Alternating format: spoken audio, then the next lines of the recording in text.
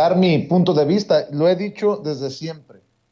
Sin este sentido de justicia y sin que los corruptos pisen la cárcel, no se puede cristalizar la cuarta transformación. Y muchos nos pueden tirar hasta con la cubeta porque podrían pensar que esta es una crítica al presidente Andrés Manuel López Obrador. A ver, el presidente López Obrador es el líder, pero no es el único en esta cuarta transformación. Y del presidente para abajo hay miles de funcionarios y que cada quien se ponga el saco que le corresponde. Pero no podemos hablar de una consolidación de la cuarta transformación mientras Santiago Nieto hable de que dejó una investigación armada sobre dineros que llevaban, y lo dijo aquí en Sin Censura, una investigación armada por los dineros que llevaban a Peña Nieto, y que hasta la fecha sigamos esperando. ¿Desde hace cuánto que se fue Santiago Nieto? Y bueno, pues desafortunadamente creo que vamos a seguir esperando mucho tiempo o más tiempo. Espero que no sea indefinidamente, querido Daniel Marmolejo. Vicente, yo recibí una crítica cuando señalé que la salida de Santiago Nieto y la llegada de Pablo Gómez traería muchos problemas, incluyendo una curva de aprendizaje.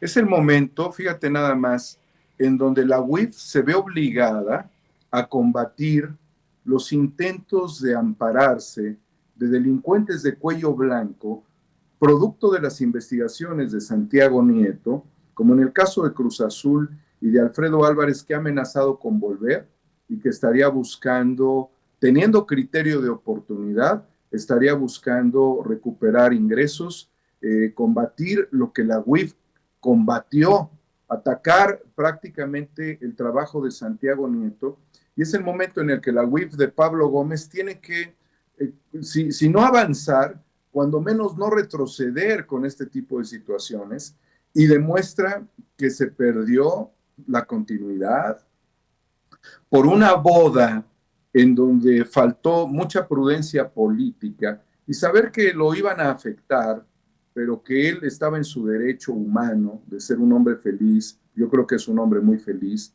¿sí? Se le atacó injustamente, lo que significó prácticamente un ejercicio de pinza, donde por un lado lo ensucian y por el otro lado los medios salen a atacarlo, porque era un actor fundamental, o sea, es un personaje de la inteligencia mexicana, los aparatos de investigación más refinados que teníamos, el que más efecto había tenido contra el crimen organizado, y que sabíamos que esto fue un accionar, pues casi producto de guerra híbrida, sin dejar a un lado la enorme trascendencia de su trabajo. Y aunque él esté prácticamente en otro apartado de su vida, lo cual está perfecto, y en la academia, sigue reflexionando y nos hace ver que no se están cumpliendo las órdenes de aprehensión, querido Vicente.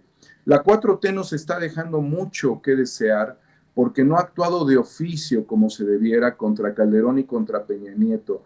Entre el narcisista maligno y el narcisista maligno tonto, entre estos dos, se siguen burlando de México.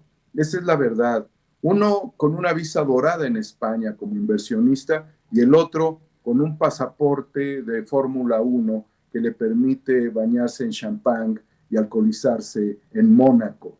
Esta es la realidad de algo que no nos cierra, Vicente, y no nos va a cerrar ni a ti, ni a mí, ni a la mayoría de los mexicanos, porque estos personajes, antes de tener estos privilegios, debieran hoy estar purgando condenas en penales federales en México, o incluso algunos ser extraditados a Estados Unidos. No es posible que tengas a Rosario Robles en la cárcel y no tengas a toda la operación en contra de operación a favor de la estafa maestra fuera, entre ellos rectores de universidades.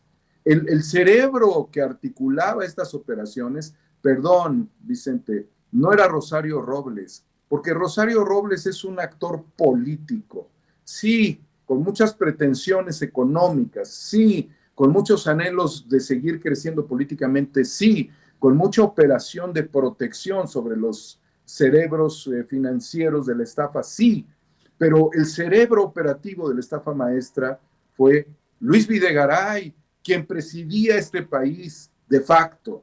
Él estaba por encima de Peña Nieto, porque además lo conocía desde el gobierno del Estado de México, junto con Pedro Aspe, operadores de Evercore.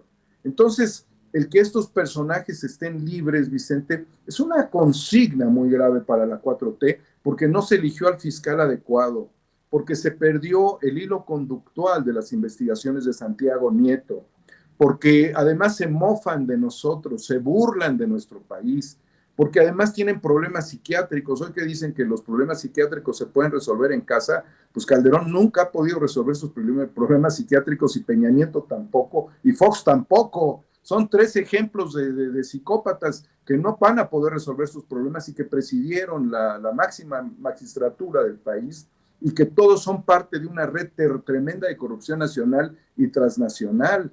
Los que lograron acabar con sus problemas patológicos es porque los tumbaron de un helicóptero, de un avión, ¿sí? O porque finalmente se dieron la media vuelta. Pero, ¿por qué operó Peña Nieto estos recursos? Pues está muy claro, Vicente. Está la banca privada de Andorra, donde los políticos mandaban todo su dinero. Evidentemente, Peña Nieto guardó todo ese dinero con un testaferro que se los regresan y lo va parcializando en operaciones financieras. ¿Quién puede tener duda de todo esto? Se burlan de nuestro país, Vicente.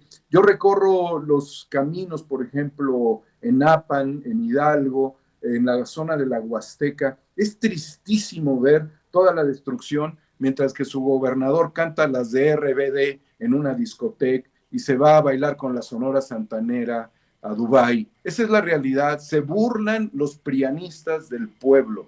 Se burlan de nosotros. Cantidad de propiedades de Carolina Vigiano, pero de montos estratosféricos, la riqueza de Peña Nieto, la riqueza de Calderón. ¿Qué ha hecho Calderón políticamente que le permitiera tener un ingreso? Pues ni madres. Su mujer ahí, pero estos agarran las maletas y amanecen en un lugar y se van a otro lugar, Vicente. Si lo hubiesen obtenido a través de un trabajo decoroso y honesto, pues ¿cuál sería el problema? Ninguno. No estamos criticando las riquezas bien habidas, ni quien tenga la posibilidad de disfrutarlas. Estos desangraron a nuestro país, le robaron al pueblo y negociaron con las empresas extranjeras. Las redes del maligno es muy importante que sea un programa analizado junto con un programa anterior, porque nos deja ver muy claramente esto que Santiago Nieto estaba investigando. Vas a encontrar, por ejemplo, que Ramírez Acuña, el ex secretario de Gobernación,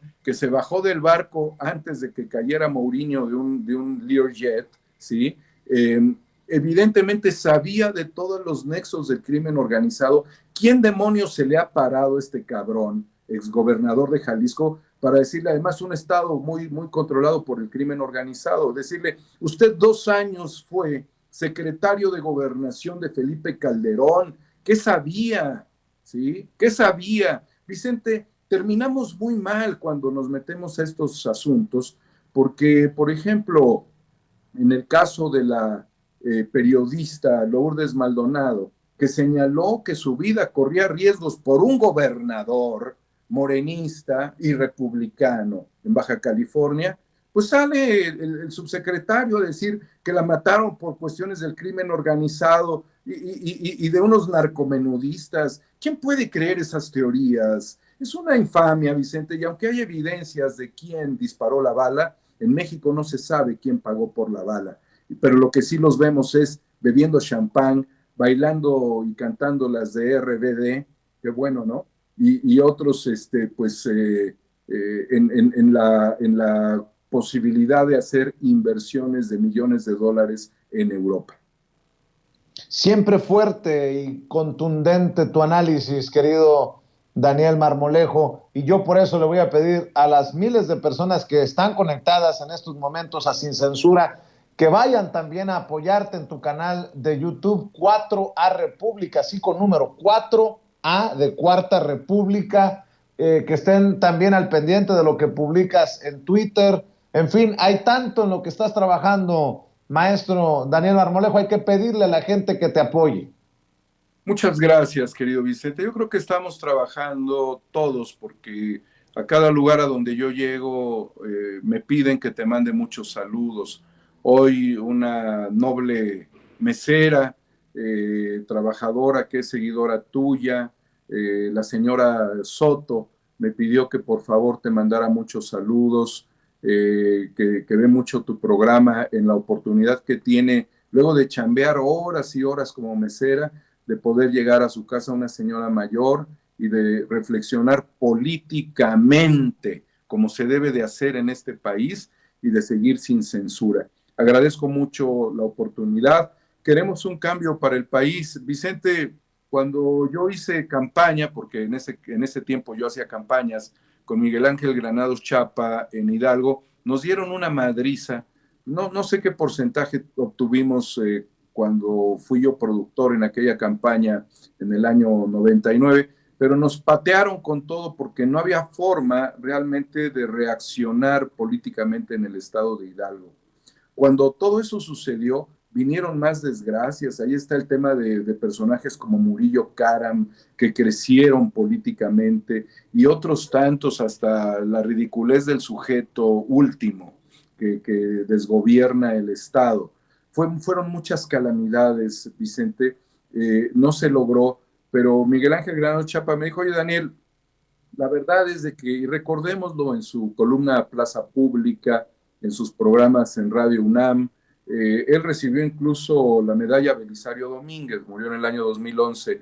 Quizás me dijo, yo no pueda ver qué destino va a tener mi estado, pero me preocupa mucho lo que aquí pueda suceder, porque además de que nos van a avasallar, la gente se va a empobrecer más, la gente va a sufrir más, la gente va a tener que emigrar en mayores cantidades. Fueron las reflexiones de Granados Chapa. Así es que si puedes darle seguimiento a los procesos futuros, quizás tú tengas la posibilidad de ver un cambio.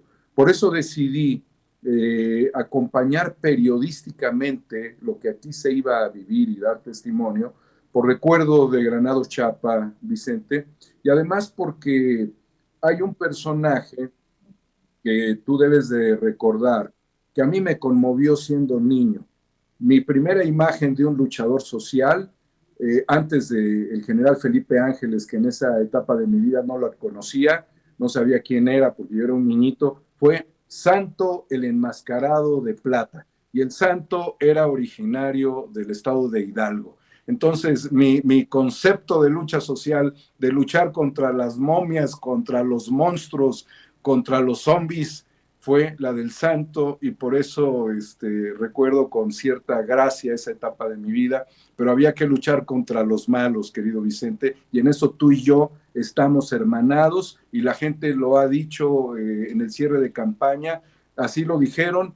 Marmolejo dice, mándale un saludo, yo los aprecio mucho, me lo dijo un señor de apellido Rodríguez, Pedro Rodríguez, dice, ustedes son unos chingones que no están decididos a vencerse ni a comprarse como los malévolos que ya conocemos. Así es que estamos en esto, querido Vicente, con esa reflexión un poco lúdica de lo que significó el luchador, que si mal no recuerdo, pues era muy cerca, bueno, era originario de Hidalgo y creo que era de Tulancingo, si no me equivoco, Santo el Enmascarado de Plata. Pues mi querido Daniel, duro contra el maligno, santo y sus amigos contra el maligno. Te mando un abrazo, Daniel. Cuídate mucho, por favor. Gracias, querido Vicente, gracias al equipo de Sin Censura por esta oportunidad y seguiremos en una lucha histórica, porque después del triunfo hay que exigirles a los gobernantes que le cumplan al pueblo. Así es. Te mando un abrazo. Daniel Marmolejo, el maestro Daniel Marmolejo, hablando con nosotros sin censura. Y mi querido Toño, nada más nos queda tiempo para despedirnos, literal. Hoy sí se quemaron los frijoles. Le pido a la gente que a las 4 de la tarde esté al pendiente en Sin Censura TV, Sin Censura Media y Sin Censura Presenta, porque hay más contenido. Y bueno, pues nos vemos a las 7 en Sin Censura Nocturno. Mi querido, por cierto, para la gente, ¿qué pasa con Sin Censura Nocturno? Pues permítanme tantito, hombre. Yo también ando saturado. Bueno, nos vemos a las 7 en Sin Censura Nocturno, Toño. Sí, yo lo espero con muchísimo gusto. Mañana a las 6:30 ya estaremos don David y su servidor para llevarle a usted la mañanera, el análisis de y por supuesto las noticias más importantes. Deseo que nos vaya muy bien a todos, Vicente. Que Dios nos bendiga a todos. Gracias, Amá. Buenas tardes. Que Dios nos bendiga y cuídense mucho. Hasta aquí las noticias con Vicente Serrano. Usted tiene una cita con nosotros en el próximo programa. Hasta la próxima.